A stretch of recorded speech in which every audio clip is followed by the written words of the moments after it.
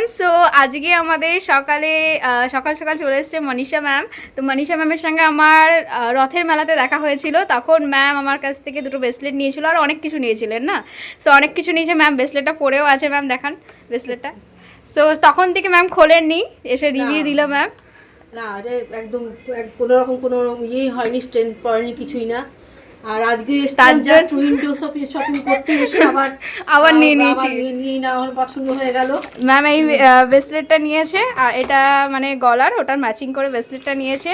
And আমাদের famous যে একটা পরলে যে দুটো যেটা ফিল হয় সেই ইয়ারিংটা নিয়েছে, কিন্তু ম্যামের এই ইয়ারিংটা নয়, এটা ম্যাম এত পছন্দ করেছে যে ম্যাম পরেই নিয়েছে, বলছে এটা পরে আমি চলে যাবো। ঠিক আছে, তো thank you so much ma'am.